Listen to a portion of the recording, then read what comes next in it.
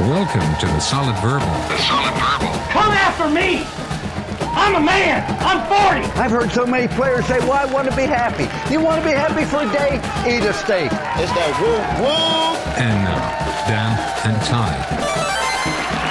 Welcome back to the Solid Verbal, boys and girls. My name is Ty Hildebrand. That guy seated to my left, the one, the only, still the incomparable Dan Rubenstein. Sir, welcome to Atlanta. How are you? You nailed it, Ty. If you really want to nail it, even scratch the first T. Atlanta. Atlanta? That's what I'm told. I'm great, Ty. I'm about an eighth of a tall boy, a Tecate tall boy in. Anything goes in that scenario. I'm great. I'm very excited for this show, and I want to say it was my choice. We toyed around with the idea of Blazers. And first of all, there's a podcast already named Men in Blazers. Yeah, we know those guys. They're nice guys. Yeah, they're very nice. And then we said, we got to figure out something because it's a Hall of Fame induction of sorts. Right. And then I thought about, what would the Manning brothers do? Which is what instructs most of my decisions now. Of course. We are in the South. That's true. So we went matching budget Q-zips. It's pretty good. What exactly is this Hall of Fame? Because we've been talking it Right. up on the show, and we sort of threw it together. Sometimes we have a graphic or something crazy before these live shows, but we purposely tried to keep this one a little hush-hush, if only because of the gravitas of the event. You love that word. This year has been it's been a revelation. We of can a year induct with you and gravitas into the I know. Hall of Fame if you'd like it. So what we're doing is, like most Hall of Fames, they sell the idea of this is a moment in time for this era of players or this specific player, and sometimes they induct objects, right? The bloody sock in the Baseball Hall of Fame, or the original peach basket in Springfield for the Basketball Hall of Fame. So we're going to induct, I think, names of humans. We are going to A few. Yeah, this is my first night speaking English. We're going to induct college football humans, things, moments, situations, whatever, from the 2022 season exclusively. Like, you can't tell the story of baseball without Ken Griffey Jr. You cannot tell the story of the 2022 season, which is not fully over, but the regular season, without the items that we are going to induct. Is there anybody on hand to accept any of these? No. We tried. The appearance fee was way too high. We could only afford the Q-zips. We blew the entire budget on the Q-zips. So yeah, we invited Tanner Morgan, and they were like, do you want Kaliak Manis? And we're like, I don't know. Yeah, so we are here. We are very excited. That was a reference that is a deep Minnesota cut. Yeah. Which I expect everybody in SEC country to be fully locked in on. The original Greek freak, of course. Yeah, of course. So we are inducting wonderful things. Sometimes we mean that tongue-in-cheek from the 2022 season that we celebrate both in their excellence and not so much. I would ask our wonderful audience one more time, please give yourself a round of applause for coming out to this regal event. Yeah.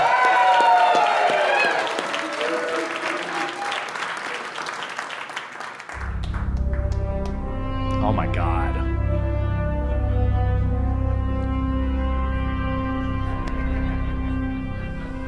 There won't be a dry eye in this place by the time we get done with this. Of course not. Our first inductee is something that we're calling the Frosted Mini Season, Dan. Yes, explain. Scott Frost. Yeah. Frosted, boo, I heard a boo. Yeah. Frosted Mini Season. Scott Frost didn't really have that great of a season. No, but it's short, right? It's at least there's that. It's short, it was memorable, it was 1 and 2. Yeah. Lost, I believe, if memory serves, to Northwestern abroad, so he's 0 for Europe.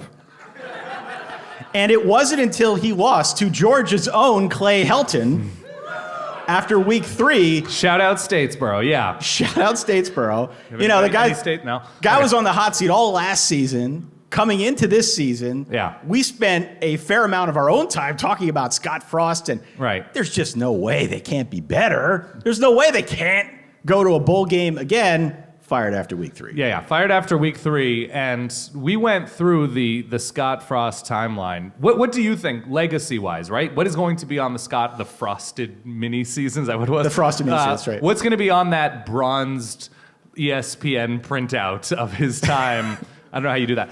What's the legacy? First game canceled due to a thunderstorm. That'll happen. Yeah. Right? First game. Who's of his career. Of his career. Yeah, against Akron. Yeah. First game canceled. Started 0-6 with a loss to Colorado.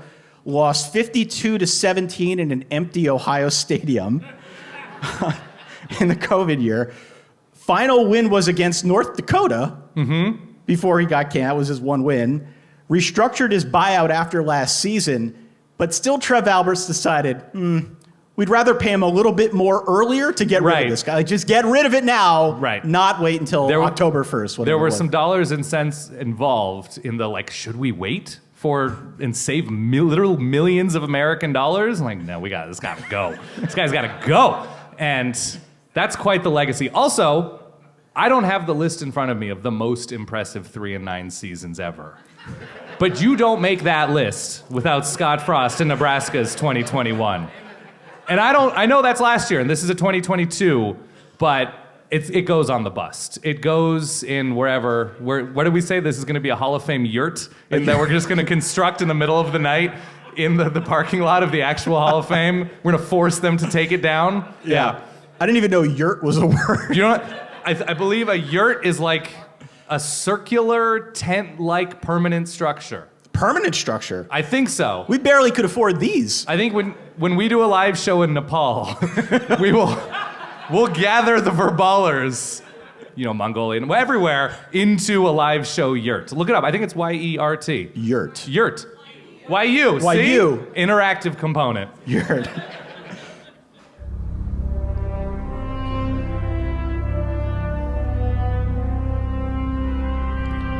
Very distinguished. I like it a lot. I ripped that directly from the NFL. Is that the NFL zone? The NFL. Is that? Don't tell Do you think, okay, so you've seen the gentleman, like the Hall of Fame representative. You've seen the gigantic 6'10", 400-pound dude. Yeah. Not making up those stats. Look this up. The gentleman who knocks on the doors, like the clearinghouse guy. Sorry. He looks like a roided out emerald a little bit. Look into, he has an incredible, you can look up his Wikipedia page while I'm talking. A roided out emerald. He does. He has that look. I don't know. I know exactly who you mean, and you're right. You're not wrong. Yeah. But that gentleman, so do you wonder if he uses, he has a phone in his breast pocket that plays that music when he's knocking on Dan Marino's door? Our second inductee is Texas's win-loss to Alabama week 2. How do you talk about the 2022 season? Thank you. Without the most noble, the most impressive, the most character-defining and predictive of future success loss than what Texas was able to do in Austin against Alabama. So to relive the moment, for those out there wondering, what happened to Texas? Here's what happened. Alabama escaped from Austin. They won back in week 2, 20-19. Mm-hmm. Texas kicked a go-ahead field goal, 49-yard field goal, booted it through with a minute and a half left. Far too much time for Bryce Young. That's true. Name of the Texas kicker? Bert Auburn? Bert Auburn. Real name. You know me. And you know that I respect Topherization. Topherization being using the end of your first name, like people, Christophers that go by Topher.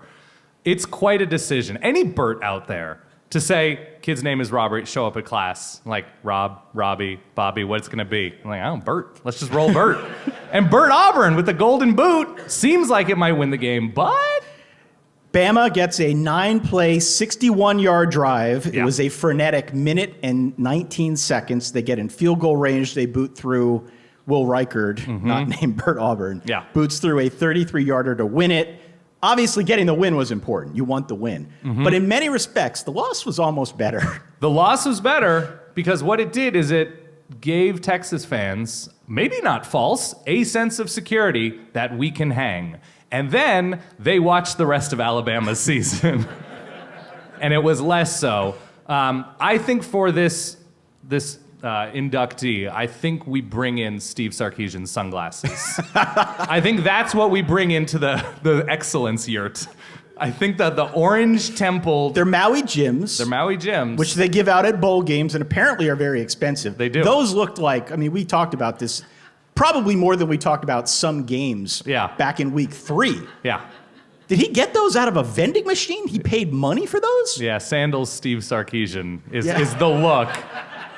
Now you have to picture that in your head.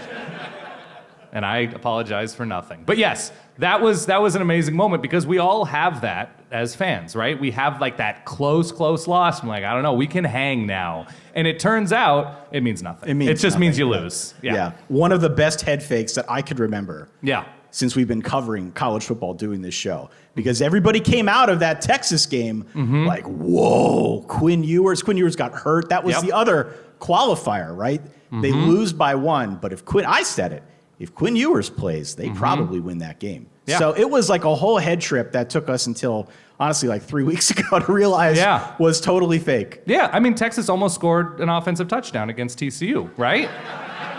Like, knock on wood, they'll do it again.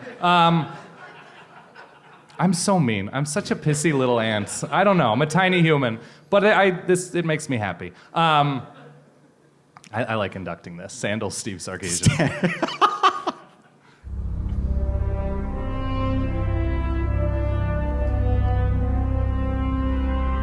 What's it gonna be? I'm gonna have nightmares about this song. Yeah. Next, we're inducting kind of on the coattails, in a sense, of the Texas induction, Oklahoma fan salt. Yeah. So we're gonna get a barrel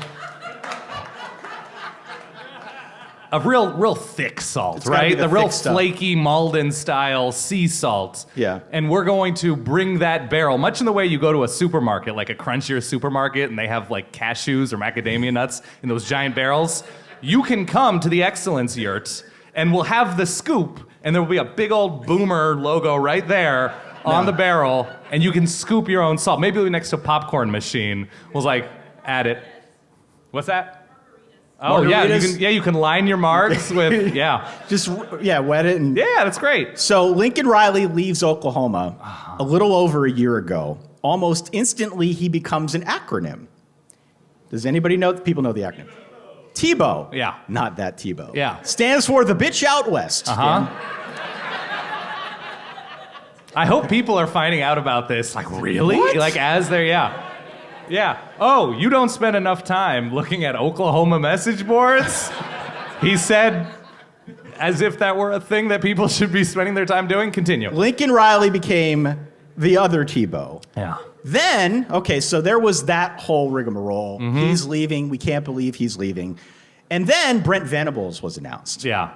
True Oklahoma guy. Yeah. And the sentiment quickly shifted from Tebow to, well, we got our guy. He's coming home. We got our Oklahoma guy now. We might be even better. That's true. This time around. Yeah. But then you had transfers. Yeah. Caleb Williams, Barry Williams, they weren't the only two. Go elsewhere. And it looked like they were on a really good track after 3 games. Yeah. But the Nebraska game, Dan. The Nebraska game. Yeah, that was a wonderful moment where I think it was our pal Stu Mandel. Loud roaring applause. No, it's okay. No, I don't know. And he did not think Oklahoma would be good this year. And then watched the Nebraska game, like I think a lot of us did, and said, Oklahoma's back, baby. They didn't miss a beat. And then it went really poorly. Yeah. And then it went really, really poorly for Oklahoma. And the energy that I could sense from Oklahoma fans, online, in person, whatever, because you know how we are, always coming across Oklahoma fans in suburban Chicago. Yep. The energy that seemed to be on display was, well, he was getting worse, Lincoln Riley, these past few years. And we're bringing in Dylan Gabriel. He didn't want to be there anyway. Right. The energy was, have you ever spoken to somebody who recently broke up with somebody and have them say something like, oh, I just lost 163 pounds. And you're like, what? And you're like, his name was Brett. And you're like, okay. And so there was that. And I feel, look, we both root for teams that lost their coaches, the coaches choosing to leave. That's exactly right. Let's go, Ducks. Let's not talk about these last 3 weeks. Yeah. Holiday Bowl. Yeah. So, I'm lost now after that Holiday Bowl thing. No, so it does hurt, right? Like, you were not hurt for very long because you had mixed feelings. I was not terribly hurt for very long. It's just been like 4 months now about Mario Cristobal leaving. But at a certain point, like, the Oklahoma version of all of this was more pronounced, and I think it actually just fit in. It does fit in with the SEC, like that just means more thing. It's perfect. Yeah, it's absolutely perfect. And I hope things get better, because if they get worse, it's getting worse for all of us, Ty. Yeah. It's getting worse for all of us. Okay, so Oklahoma Salt. Oklahoma Salt. I mean, look, after the Nebraska game, they lost 6 of their last 9. Yeah. They lost by 49 to their biggest rival, Texas. They beat just 2 bowl teams in Kansas and Texas Tech. They are going to bowl, but just barely. And the thing that there are a couple aspects, a couple different tinges to that Salt. There was, of course, the animosity towards Lincoln Riley, right? There was also the animosity towards anyone who merely insinuated that it might not go perfectly right away. Yeah. And we experienced this firsthand. Go look at the YouTube videos. Yes. Particularly the comments, the mere notion that, well, maybe it's going to, he's a first-time head coach. Yeah. We don't know what his offense is going to look like. There were things that needed to be worked out that a lot of Oklahoma fans just glossed right over. That's true. You got doxxed. You didn't get doxxed. I know. It was tough. It was tough to watch, but I saw, this was the highlight for me. In doing research for this item, I looked up our good friends at Message Board Geniuses, and I just searched their Oklahoma season, and a poster wrote out like a 3-paragraph post directed at a recruit's dad who had just decommitted. And he said, I know we have a lot of social media yahoos representing the school. And I'm like, all right, I see where this is going. Yeah. Seems like an upstanding individual. He's going to come, he or she is going to come forward and say, look, we're not as crazy as all these people appear to be.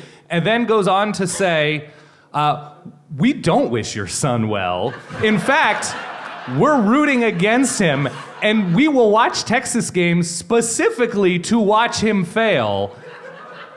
And that's who we are. And I was like, all right, I appreciate this. That's why the Salt exists.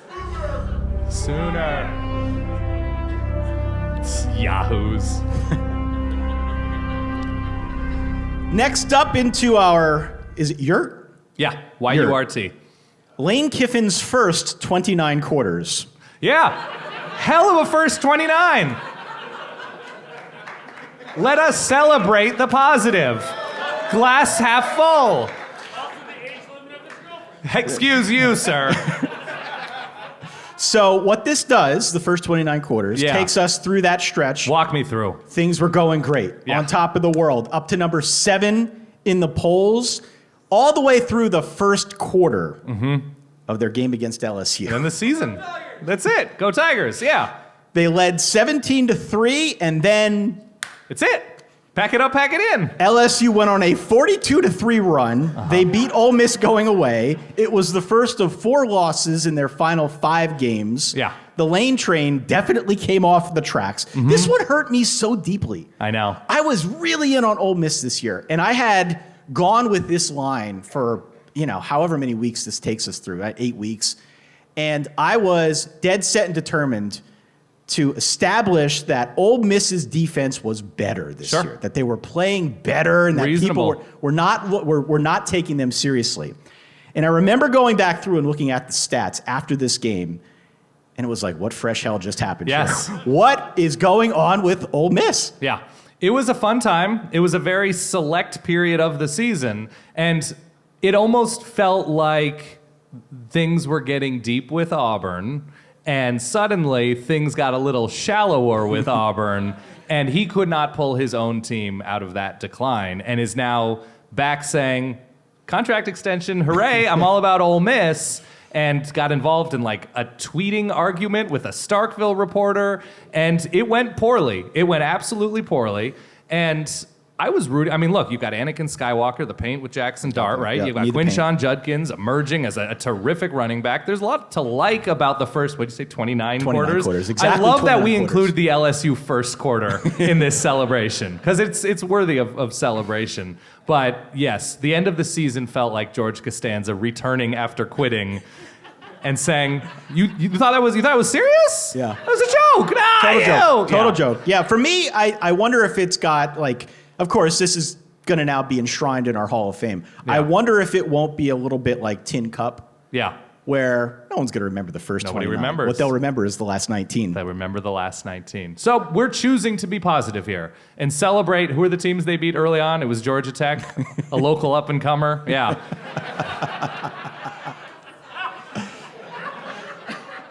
They're local. They finished well. Up-and-comer. Some hearty belly laughs out there. Yeah.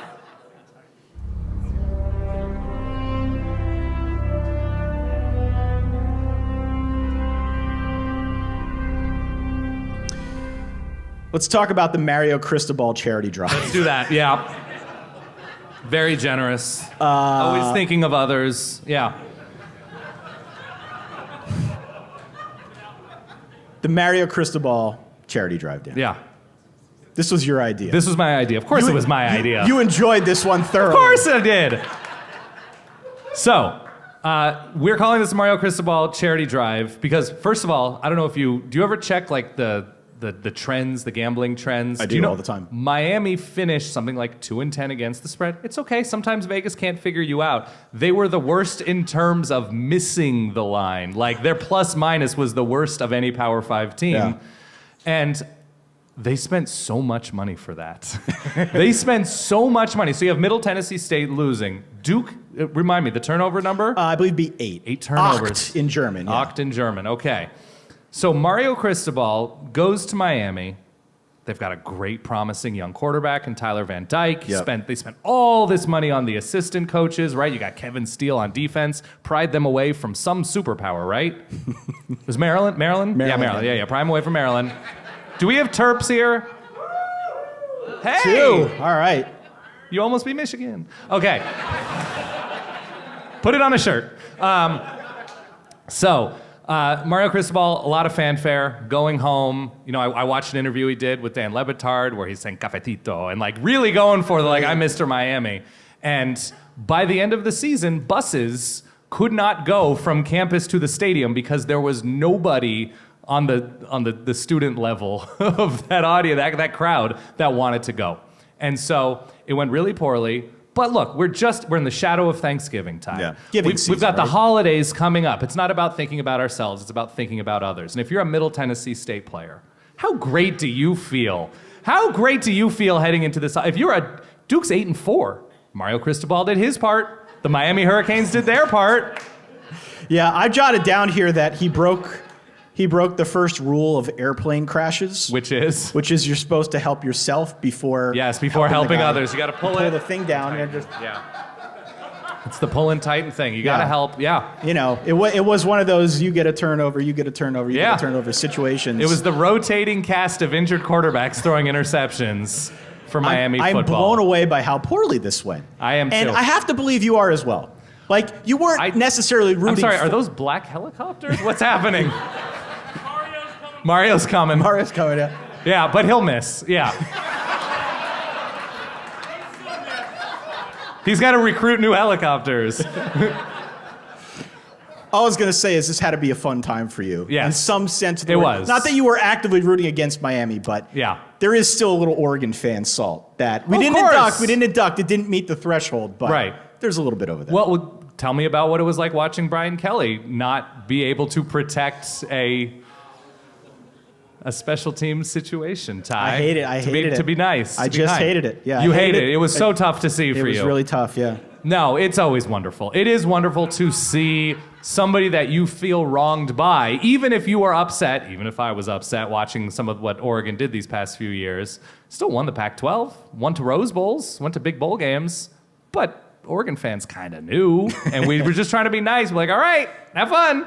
And it was so much worse than I could have expected. Do you think that, this was a big story for us, if only because Dan's an Oregon alum, and Mario Cristobal was kind of rumored to go to Miami for a good long time, and then it finally happened under very awkward circumstances. Yeah. Maybe with like healthcare money. It was like a whole thing. Yeah. Do you remember seeing the video of him accepting the Alamo Bowl invite on behalf of Oregon when he had already left, but it was a formality thing that the coaches had to say, I am very excited to play in the Alamo Bowl, as he's like pulling on it's like a a Miami. hostage video. Yeah. Do you think that the interviews that he did in the immediate aftermath of him accepting that job were genuine? Because didn't he do an interview with John Canzano, like a radio thing? Sure. And it seemed like it was heartfelt and it was very honest. Right. But then he left. Yeah. And now it went this direction. And I want to pry inside your head, Dan. Sure. How do you feel with all this? So I remember early on, he said that he wasn't going to mention the name of the school that he just left, that he was moving forward. Right. And then things went poorly for the first 8 weeks of the season. And all of a sudden, it was Oregon. At Oregon, we did this. At Oregon, we did that.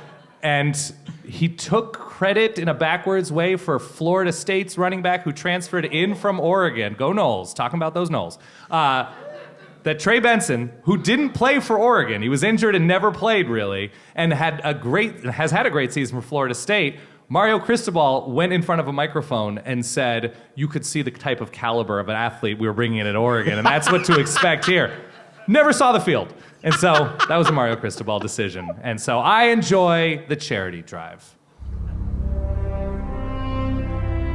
This sound feels like there is a woman expecting to see her husband return from space as she looks to the heavens and is not sure if that spaceship is coming back. Yeah. Well, speaking of spaceships coming back, Tennessee posted this on their official Twitter account after the Alabama win. Quote, y'all remember how we tore the goalposts down? Hauled them out of Neyland, dumped them in the Tennessee River? Yeah, that was awesome. Anywho, turns out that in order to play next week's game, we need new goalposts on our field. Yeah. Could y'all help us out? So are we inducting the goalposts or the GoFundMe page that they registered? I'm sort of mixed on this. Yeah. I feel like we need to induct the goalposts. We should. Now, the way this is written implies that they never found them. Yeah. And that they washed down the Tennessee River out into the Atlantic. Yeah, into the abyss. Or into the Gulf of Mexico, wherever the Tennessee goes. I don't know. Yeah. And now somebody look that up and report back. Yeah. And now they're just like gone forever. Yeah. Like the city of Atlantis. The Tennessee goalposts. I believe they found them, did they not? I think so. At some point, they were tracking them for a good amount of time. Yeah. So there has been some research on this, Dan. As you mentioned, there was a GoFundMe page that was set up, which made this whole thing very ridiculous. They were looking for $150,000 to buy new goalposts. Yes. Goalposts apparently cost somewhere in the neighborhood of $10,000 to $30,000 each, excluding installation. It's true. Yeah. Parts and labor. The university also needed to fix the field, of course, because they had, Yes. a lot of people coming on the field after that Alabama win. But it is notable here that the Tennessee Athletic Department operated at a six-figure surplus the year prior. One would think they would not need that 150 large to get backup goalposts. It turns out they actually had another set of goalposts that was just, I don't know where they had it, maybe under the stadium or in the annals of Neyland Stadium. So they had them. They didn't need new ones. These are just the backups that apparently they purchased with this money. Yeah, it was that or a Josh Heupel OnlyFans. And no, hold on. You know, if you've seen Josh Heupel put on that Batman gear, it's not bad. It's pretty good. Have you seen that picture? I have. Josh Heupel in the Batman gear when he was at UCF. So no, it was ballsy. It was ballsy to say we need some cash, but ultimately weird. Are you a happiness rioter on any level? A happiness rioter? Well, we know about not so happy riots. Yeah. This is a happiness riot that happened at Neyland's, right? Up at State College, when Penn State pulled an upset, maybe the only time in documented history, when Penn State pulled an upset my freshman year in the NCAA tournament, and they kept going and kept going and kept going, made it to like the Sweet 16, whatever it was. Right. We did the happiness riot on Beaver Avenue, where you had the one guy yelling, switch sides, and then everybody runs from one side of the street to the other. There's really nothing to do there, is there? No. So that was it. That was guys, I have an idea! And that was it. And it was that. It was that, and then we were in the street for a while. Switch sides. Yeah, that was it. That was all we had. Yeah, sure. That was all we had. Yeah. And so, yeah, I guess that would constitute a happiness riot. That's a happiness riot. We were all happy. No one was swinging from the light post, Philadelphia Phillies style, or anything like that. But we were in the streets, literally in the streets, being happy. Yeah, no, I appreciate it. And there was an image of, I think it was the Tennessee chancellor or president in his box with like a cigar in his mouth, as per tradition. Sure. Just saying, like, I'm paraphrasing here. It's like, let this motherfucker burn, right? There was like something about that, like, we got plenty of goalposts, right? Let them take it. And then like, so actually, guys, it was a great story, and I would happily bring the Tennessee goalposts to our Hall of Fame. Is there not a welder in Knoxville who could have done this more cheaply? Oh, of course there is. Somebody would have done this pro bono. Yeah, somebody's cousin in Knoxville. Yes, absolutely. Could have done it cheaper. So we're inducting the goalposts and not the GoFundMe. We're inducting... Or both. We could do both. So the goalposts will How big is the yurt? The yurt won't fit the goalpost. The goalpost will be in the parking lot to remember what section you're in. Okay. You'll be in the left goalpost or the right goalpost. Okay. That's where it is. Yeah. That's convenient. Yeah.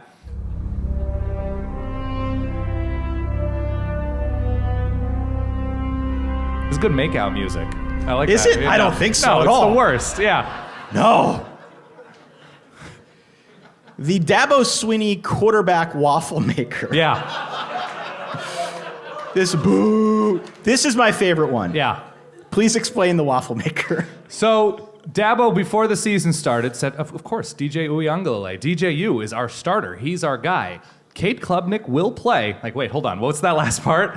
That's what he says before the season. Things go okay, not great, up and down. DJU struggles against teams like, you can check the notes on this one, Syracuse, right? Had some struggles against Syracuse, obviously. Just a few. Struggles against South Carolina. And then when anybody asks him when Cade Klubnik, backup quarterback, freshman, all whatever, is brought in.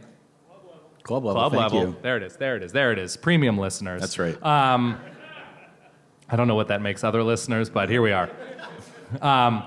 That he made the decision when asked to just seem befuddled as to why anybody would ask that question when he's benching his starting quarterback. Yeah. And I mean, we might have an update. Is he in the transfer portal now by the end of the show? I was going to say, this strikes me as a move that you only do if you're worried about the transfer portal. Yeah. Because Dabo's new to this thing. Yeah. Right? He's been dragged kicking and screaming into the portal era. Mm-hmm. And so it seems like this was an attempt at keeping both happy. The story that came to mind, we talked about this earlier today.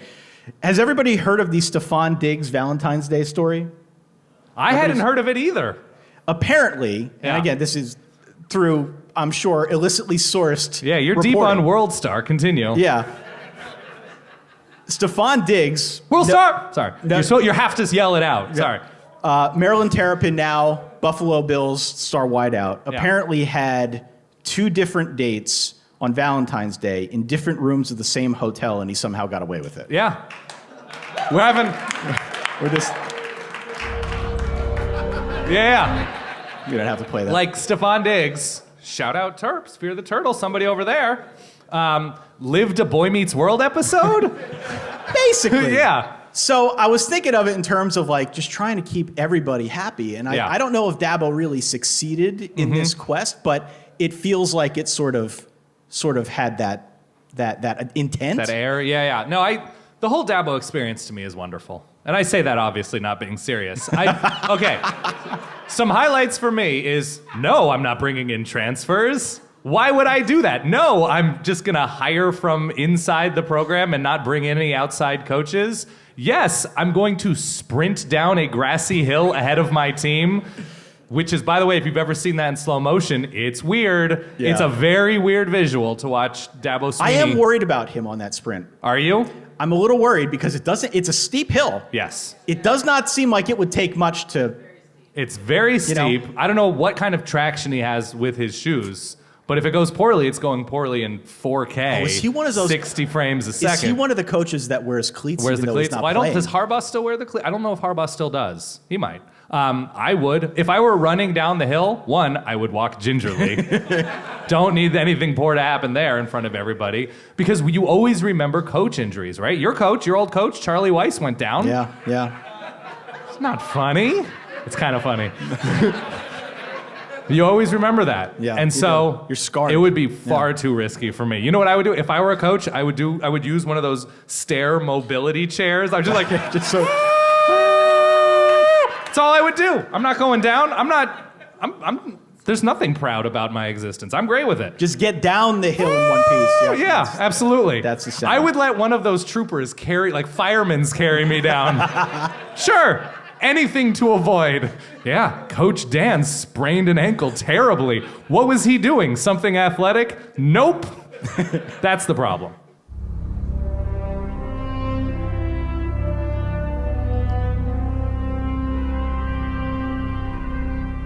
Devin A-Chain. Just in general.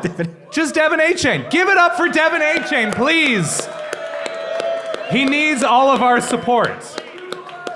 Absolute dude alert. Do you have the sound? You probably don't. I could probably pull it up. Yeah, it's okay. We'll do that later. So Devin A-Chain, everyone's been on a team with a Devin A-Chain. Yes. All right, I don't care if it's a sports team. I don't care if it's a work team. I don't care what it is. 7th grade science project. Seventh grade science. Everybody's been on a team with a Devin A-Chain. Mm-hmm.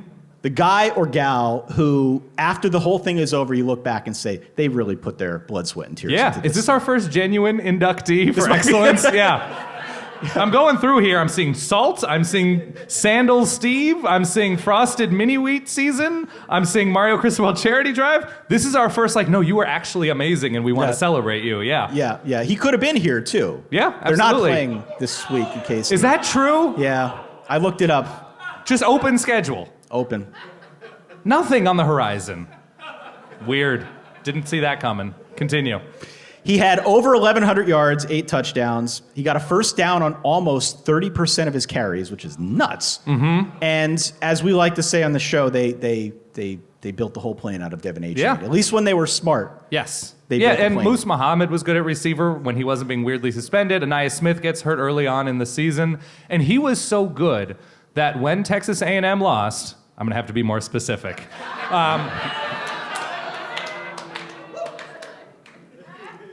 Again, what am I saying that's not accurate? No. But when they lost, a common complaint from A&M fans, which is understandable, is why don't we give it to Devin A-Chain more? As if he were some sort of excellence robot that never tired out. Never.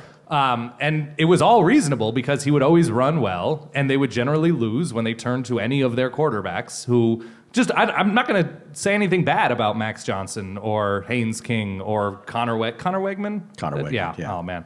I'm not going to say anything bad about them because I just don't think they were put in any sort of position to succeed all that often, but give the ball to Devin A-Chain. And so this was actually a really good year to just give it to Mo Ibrahim, right? Just give it to Chase Brown. I saw it in Indiana, by the way. Is there right here? Do people know what that logo is down here? No, he's shaking his head. No. Yeah. Basketball, yeah. LEL, that's true. Tom Allen, yeah. Who might take the USF job I or saw something? That. It's very strange. Weird. Yeah. Indiana football. Yeah. Remember when we almost beat Ohio State? Yeah. So I'm getting carried away here. Devin A-Chain, I celebrate you. We celebrate you. And we were talking backstage before this started about the Emperor Penguin in March of the Penguins, who's just trudging through everything, 60 miles to find food and shelter and everything like that. It's what it felt like watching him sometimes. Kind of Devin A-Chain, yeah. All right. The excellence penguin.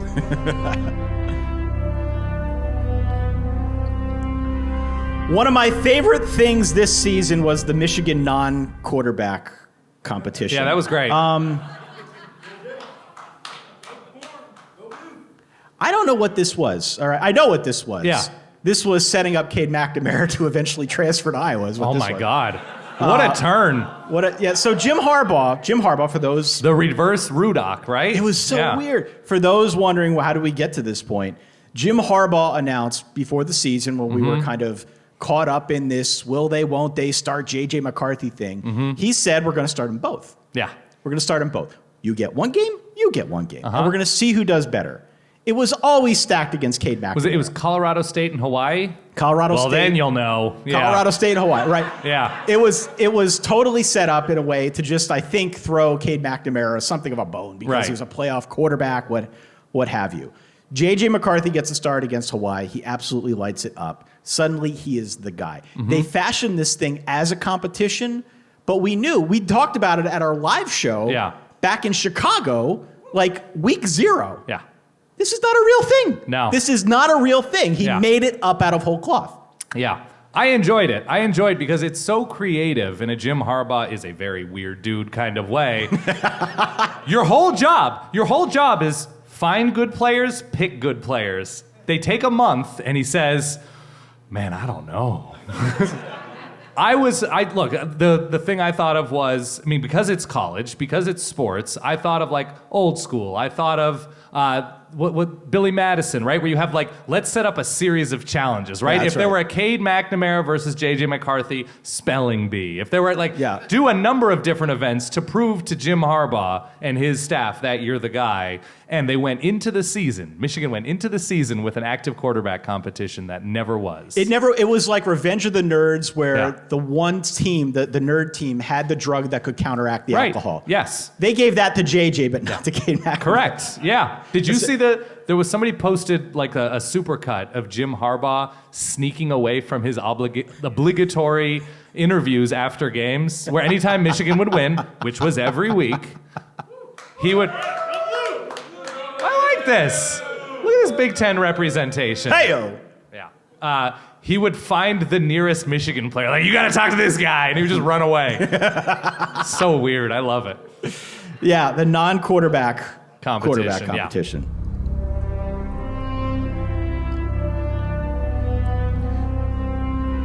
I could have made this music like 3 seconds shorter. If anybody has a car that you can like custom program the horn. Yeah. All right, let's talk about Brian Harsin getting hired after meeting the former AD in a jacuzzi? Yeah, it was unclear. So that happened years ago. Yeah. Talk me through this. This was a culmination. Look, you've met many interesting people in jacuzzis, right? Always. Yes. So, yeah. Who doesn't Hugh Freeze meet in a jacuzzi? I literally have jotted down here on my notes. Yeah. The new coach is Hugh Freeze. Not sure if he was also met in a hot tub. No. Let's hope not. It's true. Yeah. TBD. Technically, Hugh Freeze's mailing address is a residence in jacuzzi in Auburn. I don't know how the mechanics of that would work. No. You set up a mailbox or, yeah. It's a visual that is going to haunt you. So here's what happened, all right? Yeah. Just to kind of lay this out, you said 5 years ago, the former, as of August, former athletic director at Auburn, a guy by the name of Alan Green, said that he met Brian Harsin 5 years ago from that date, and their first conversation happened in a pool. Quote, don't ask why. Don't ask why. Don't ask why. So now he steps down as of August. Steps down, yeah. Oh, Alan Green. Alan Green steps down. John Cohen is the new AD. He comes over from Mississippi State. That has now paved the way for ultimately Brian Harsin being removed of duty. From duty, Hugh Freeze now stepping in again. Stole the thunder. Back to Unclear the on the SEC. hot tub connection with Hugh Freeze. Yeah, it was always strange. Obviously, the geographic fit was odd. Brian Harsin surviving a failed coup. I think he was out of town. And he was like, I'm just finding out about all of this. It's real tough. Comes back in. It was never going to work out. But the idea of every Sunday morning looking to whatever news outlet, like, has it happened yet? No? Okay, maybe next week. And that's a weird way to live. And yes, I do want to know more about that first meeting between Brian Harsin I don't know if have you ever like been in a pool and just decided to start talking up strangers? I have to believe that it was a themed party of some sort. Hold on, let's unpack this. They weren't just at a Sandals, and No. it's like, oh, hey. Right, they're at Atlantis. I don't know why you went to Sandals, but okay. Sandals, yeah, now it's not a sponsor, could be. It's very odd. It's very odd, and I want to know the circumstances. Apparently, you have a themed party in your head, but I don't know. I in the absence of any real facts, I go theme party. I don't know. What is? Are we are we making a Brian Harsin bust? Is there a specific object? Is it like a pool noodle that we're gonna bronze? I think it's the pool noodle. Yeah. Okay. The pool noodle. All right.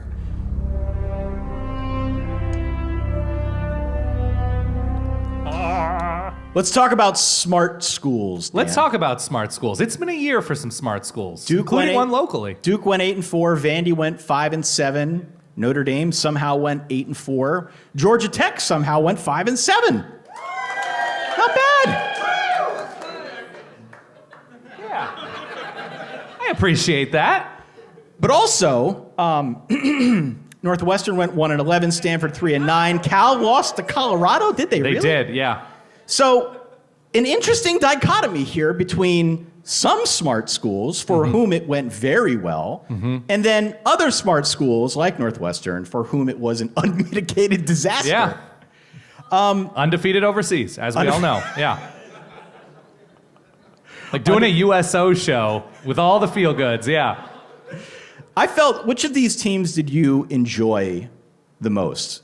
Whose success did you enjoy the most? Because each of them, from a week-to-week basis, we're going through this thing. It's a grind to go through 13 weeks of the season. We're waking up early on Sundays. Yeah. But I mean, it's anybody who follows it, it's a grind to go through the full season and cover so many teams. And I feel like we saw these box scores just lit us up a little bit. Yeah. Seeing Duke go a legit 8-4. Duke was a good team. Duke was good. Duke was a good team. Seeing them go 8-4 brought a smile to my face. Vandy going 5-7 in the Clark Lee in the manner that they did, played hard down the stretch. Beat- Even Georgia Tech, local team Georgia Tech, right? They fire their coach. Yeah. They've now decided to stick with the interim, which is awesome for Brent Key. Yes. I like this. Right? But these were all really good stories that I think distracted us from what was going on. Like, it was a perfect, it was almost equalized, let's say, between the good that some of the smart schools did and the bad that others did. Yeah, and even some of the bad did good things for America, I would say. So one of these teams, I'm seeing here, beat Notre Dame. One of these terrible, awful schools that had their coach be so embarrassed with the way things have gone these past few years. Is our fact checker all right here? Yeah? Just keep going. Yeah, that was fun. I'm almost done. I like that. It's a contribution to society, is what it is. And so, good for Stanford. Be terrible, but beat Notre Dame. You take the good, you take the bad, and there you have. All right, we have facts we have two more. Yeah.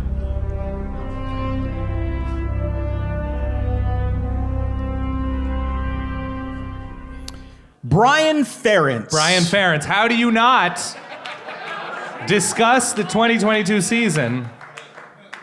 Yeah. You can go on a website called despair.com. At least you really used to be able to. And there is one poster in particular of a baby lion sitting atop the head of, I believe, its mother. Okay. It's majestic. It's been awe. So these are like dental calendars of like inspirational, hang in there. Exactly. And the caption at the bottom reads, "Nepotism. We promote family values here almost as much as we promote family members." Yeah, that's good. Brian Ferentz has been at Iowa in some capacity now for about 10 years. Really, his whole life, he's a Ferentz. Yeah, of course. Right? He's kind of in good in the Iowa community. Was good. He's been around the Iowa offense probably for too long at this point. Regressed a bit this season, just a little bit. Yeah. 86th last season in offense, 117th. It's real bad. You have to try to do that. By the way, we're in it for the Big Ten West like an hour and a half ago. Shout out Big Ten West. Very charitable. This was the worst case scenario when they let Jay Paterno coach at Penn State. This is the worst case scenario. Yeah. And now we're seeing it come to fruition with Brian Ferentz. It was pretty bad. The season starts out with, what was the final score, 7-6? I believe so. South Dakota State. That was tough. What did we call that? A gentleman's touchdown? Gentleman's touchdown, yeah. They didn't actually score a touchdown. 2 safeties and a field goal. Yeah. So difficult.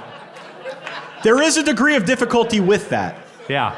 You hear like the Olympic announcers like, he's actually going to attempt it.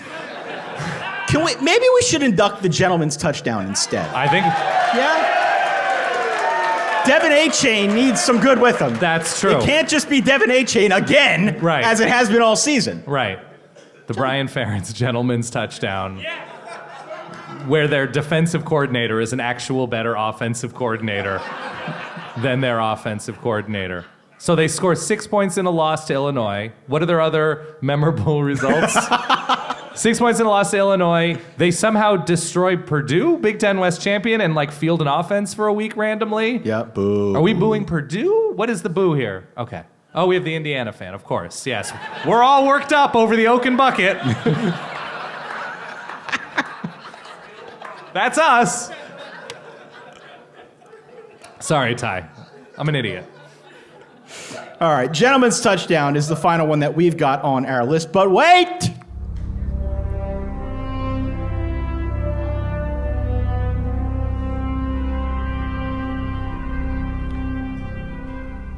Our esteemed studio audience here today, Dan. Yeah. Give yourselves a round of applause, please. Thank you very much. We put it to a vote. Got a lot of votes. Oh, is that true? It is true. Great. The winner was the mayor of Athens, Stetson Bennett. Yeah.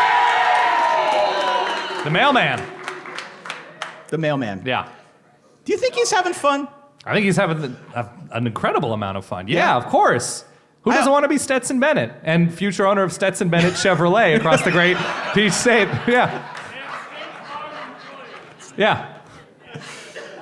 I mean, it's not easy to be like year 6 on a college campus, whatever it is for, it's great. For Stetson Bennett. Mm-hmm. So just think of the opportunities that this year has presented him, perhaps to go pro in something other than That's okay. college football or pro He's football. going to lead such a good life. I don't cry, I don't lose sleep over Stetson Bennett's future. I did enjoy the end of last year where it's like he grows up a Georgia fan, he's a walk-on, it's this great narrative, they win the national championship, they have all these draft picks, and he goes on Good Morning America, just blitzed out of his mind.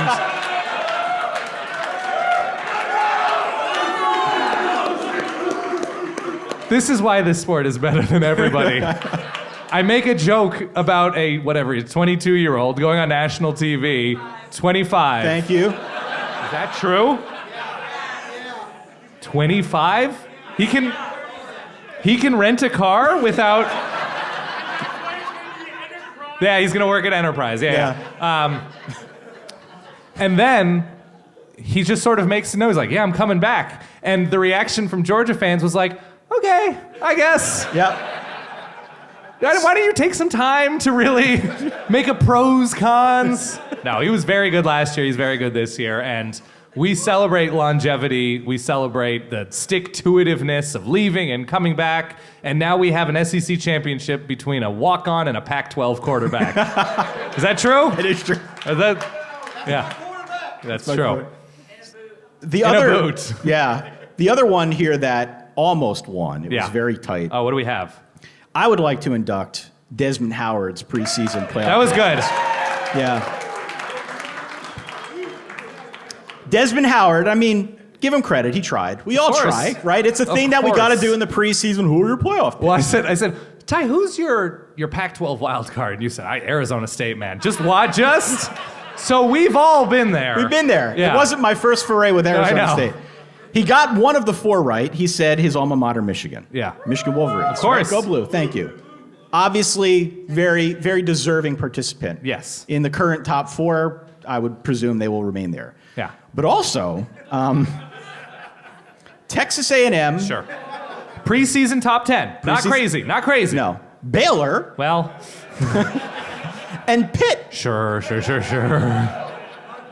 That definitely has darts against the board energy coming off it. Yeah. There is something. And we had him on the show. We like Desmond a great deal. Sure. Those picks, he went for. He did go for it. And all he had to do was nail 2, which he didn't. The Pitt pick was interesting, where you could have probably, I'm guessing here, I think he lives in Miami, gone down to Miami and say, all right, real quick, Desmond, give me 3 Pitt players. And he would have said, well, there's so many to choose from. That's the problem with that, where you're just like, what is he thinking about Pitt? What is he thinking about Baylor? But I guess it's still not... Did Brett McMurphy take Miami to go to the playoff? Brett McMurphy took Miami. I want to say he did. So there was that. You're still never... Yeah, sources, McMurphy. So he still didn't make the worst prediction. That's right. Yeah. That's right. So some of the others, I think you have the list in front of you here. Some of the others receiving votes. So this is a very stringent, as you might expect, oh yes, process to winnow down all of these options that we had. These are ones that are on the cutting room floor. They could be available next year, right? If they can get a little bit more support from college football media at large. The 2022 entries and the 2023 Hall of Fame induction. Sure, of course. I'll play along. The Adrian Martinez, just experience in general. Herm Edwards. Aww. Do we have a verdict yet? Do we know for sure whether Herm Edwards fully knew that Arizona State was known as the Sun Devils when he acted surprised and said, "Well, I'm a Christian. Sun Devils is not really my thing." Like, what did he just say? Yeah. I'm a little bit sad that he didn't happen into more success. That we would get like, there's 2 signing days? Like, yes, Herm.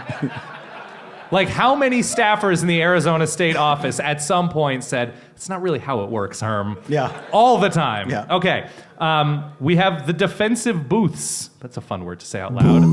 Booths. From App State, North Carolina, and just the carnage that happened to Gene Chizik and his staff and everything App State. Paul Christ's large Wisconsin pullover. You know what I'm talking about? The very large. It's like a parka. And this is not a weight joke.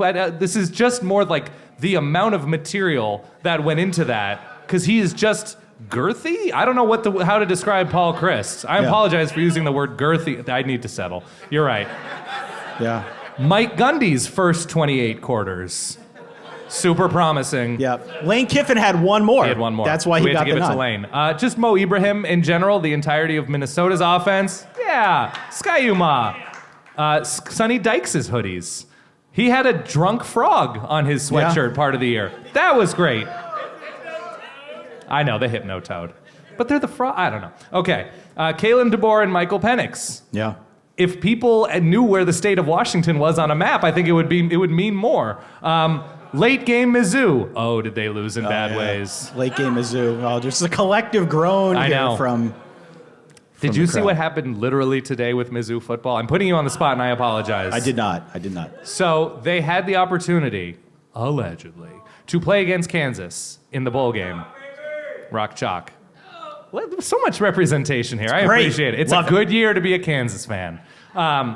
So they had the opportunity to play Kansas and resume the border war, which has been dormant for 10, 11 years, whatever, since when Mizzou joined the SEC. And Mizzou was like, I think we're going to pass. And then so everybody was making fun of Mizzou for being scared of Kansas. And then Eli Drinkwitz, you'll remember him, excited accountant dad in charge of the Mizzou football program. Tweeted out a picture of Arrowhead Stadium from a plane and said, we're not scared to play here, there, or anywhere. Like, okay, weird, but did you ask the pilot to tip over so you could take a picture of Arrowhead? Potentially. Okay, Iowa State's defense. Poor guys. We honor you. Dan Lanning's headset. A lot of weird calls and yelling into that near the end of the season. Yeah. I enjoyed them, but it was a rough year at the end there. Jimbo and Nick Saban's rap battle. Yeah. It just never really came to pass in a dramatic way. That was more of a preseason thing, it was a so we preseason kind of threw thing. it out. Yeah, that's true. We have the rebirth of Gene Chizik. Of course. Back in our lives. Whether you asked for it or not. Yeah. Pat Narduzzi giving 0 fucks. Yeah, that was true too. That was fun. That was preseason more. Brent Prize Hog. I don't understand the relevance of that one. Didn't come to pass. No. In terms of the, I guess, girthiness, once again. I am sorry. Yeah. I don't know what I am. I've had a third of a Tecate. Yeah. The Michigan Stadium Tunnel of Love. Yeah. I don't know how you induct the Michigan tunnel. It didn't fit in the yurt. Right. That one's tough. 3-loss November. It started out promising. The first really 30-whatever quarters of Illinois' season. This has been season. a Burt-heavy show. And then completely hollow wins over Michigan State. That's very specific, and I don't know how you represent that. And then we've got 2 just like outrageous things that will never happen again. Ty, would you like to take these last 2 items? I don't even have it on my list. Oh, really? Yeah. We're looking at different documents? Okay, so I have just inducting all of the Arkansas groundskeepers for thinking sprinklers would be a great idea to spray on an icy field. On an icy field, yeah. I love a lot of things about the South. Ability to deal with the colds. I wouldn't list in the strengths column. No. The pigeon infestation on the pit field at Hines Field. Did you see this thing? I did. Apparently they put new sod down and the pigeons were they were horny. They were into it. Yeah. And so there's pictures of kick returns and just pigeons everywhere. Yeah. I enjoyed that. Weber State's long snapper. So if you know, you know. Nah. snapped over the head of the punter 4 times, resulting in safeties. And here's the thing. Here is the thing. You do have one job. But I'm flipping this, and I'm saying it's a learning moment for Grant Sands, and I hope he comes back better than ever and snaps the ball literally just directly to the punter's hands. Yeah, moving forward. All right, there you go. Please put your hands together for whatever this Hall of Fame is supposed to be. It's pretty good.